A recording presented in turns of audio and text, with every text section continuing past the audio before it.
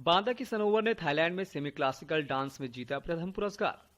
विगत 4 नवंबर 2019 को Indian art and culture society द्वारा बैंकॉक थाईलैंड में इंटरनेशनल कल्चर कॉन्क्लेव 2019 का आयोजन किया गया था, जिसमें भारत के अलावा थाईलैंड, मलेशिया, ताइवान आदि की कई देशों के प्रतियोगियों ने भाग लिया, जिसमें बांदा की सनोवर निगम ने सीनियर ग्रुप में सेमी क्लासिकल नृत्य में प्रथम स्थान प्राप्त कर बांदा का नाम रोशन किया।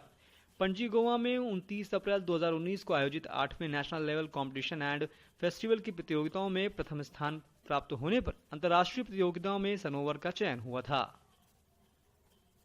एक्चुअली क्या था कि जब वो पैदा हुई उसके पहले से मेरी डांस क्लासेस चलती थी, मेरी कथक क्लासेस चलती हैं।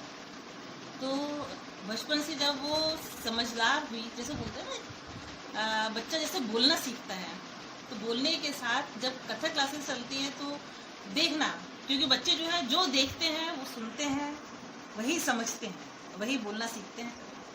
तो जब कथक क्लासेस चलती थी तो वो लगातार वो मेरे बीच में रहती थी, सारे बच्चों डांस के बीच में रहती थी। तो मुझे याद है कि वो जब 10 महीने की थी तो पहली बार हमारे यहाँ कथक में एक शब्द होता है तत्कार, जो शुरुआत्मक वार्म अप के लिए होता है और वो बेसिक होता है। तो वो पहली बार 10 महीने की उम्र में उसने तत्कार करना शुरू किया साथ में। और जब हम लोग बातचीत करते हैं, बोलना सीखते हैं, उसी के साथ कथक के बोल वो बोलना शुरू किया उसने। इस तरह से वो मतलब जब पैदा हुई, जब समझ आई, तब से वो नृत्य के साथ हुई, वो भी कथक के साथ। अब कथक हमारे यहाँ पे ये कि चूँकि मैं जबलपुर से हूँ और वहाँ पर भातखंडे से मैंने शिक्षा ली है, तो यहाँ पर बांदा में कोई कथक क्लासेस ऐसी थी नहीं। तो वो कथक क्लासेस जो चलना शुरू हुई तो मेरी बच्ची की परवरिश भी उसी माहौल में सांगीतिक मतलब पृष्ठभूमि जो करना शुरू हुआ। पहली बार उसने 5 साल की उम्र में यहाँ पर एक सुरताल प्रतियोगिता होती थी। 5 साल की उम्र में पहला स्टेज उसने किया और उसके बाद फिर कालिंजर महोत्सव हुआ था 2006 में, फिर कालिंजर महोत्सव, फिर चित्रकूट महोत्सव, फिर जबलपुर में एक इलेक्ट्रिसिटी बोर्ड का बहुत बड़ा कार्यक्रम था तरंग में, वहाँ।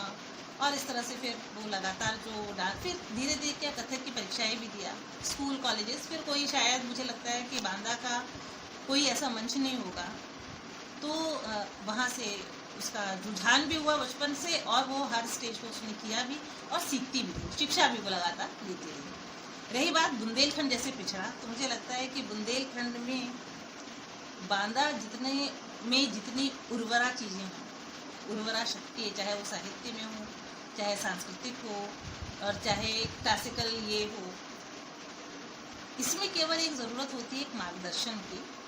क्योंकि साहित्यिक पृष्ठभूमि तो शुरू से रही, चाहे वह तुलसी का हो, चाहे पद्माकर जी का हो, चाहे केदारनाथ जी की धरती है, और यहाँ पर बांदा घराना चलता था नृत्य, शिक्षा का, संगीत का। तो ये समय के साथ लुप्त हुआ क्योंकि यहीं पे लोगों ने इसको आगे नहीं बढ़ाया, बात उसकी। लेकिन बुंदेलखंड इतना पिछड़ा इलाका सिर्फ देखने में शायद भौगोलिक दृष्टि से पिछड़ा हो सकता है, आर्थिक दृष्टि से पिछड़ा हो सकता है, लेकिन साहित्यिक और सांस्कृतिक विधि से और उससे कभी पिछड़ा नहीं हो सकता।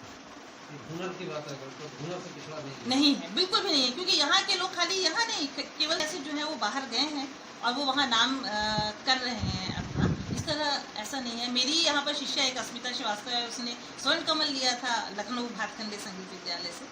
तो ऐसा नहीं, बहुत सारे ऐसे लोग हैं, बच्चे हैं। सनोवर में लास्ट टाइम वैसे तो वो जब से दिल्ली में है तो गलगोटिया कॉलेज में है, वहाँ पर भी उनका एक डांस क्लब है जो वेस्टर्न से संबंधित है। तो उसके बाद अभी 29 अप्रैल को नेशनल लेवल पे हुआ था गोवा में, वो हुआ था 29 अप्रैल अभी इसी 19 को पणजी में, तो वहाँ नेशनल लेवल में वो फर्स्ट आई और उसी के लेवल के बाद फिर ये बैंकॉक में। तो बैंकॉक में उसका थाईलैंड भी सर? हाँ, थाईलैंड में ही बैंकॉक है। तो बैंकॉक में एक अक्सरा थिएटर करके एक बहुत बड़ा शायद ऐसा हॉल हम लोगों ने अपनी ज़िंदगी में नहीं देखा होगा, तो उसको अच्छा मंच मिला जहाँ पर थाईलैंड के अलावा इंडिया और मलेशिया, ताइवान, इस तरह से कई देश आए थे वहाँ पर, और उन सब लोगों के लिए एक सम्मिलित कम से कम 268 प्रतिभागी थे और उसमें कई तरह की कैटेगरीज थी, मॉडर्न, सेमी क्लासिकल, क्लासिकल और जूनियर, सीनियर। तो सीनियर कैटेगरी में उसमें क्लासिकल डांस, हाँ क्लासिकल डांस सब था। जल छोड़ मोरे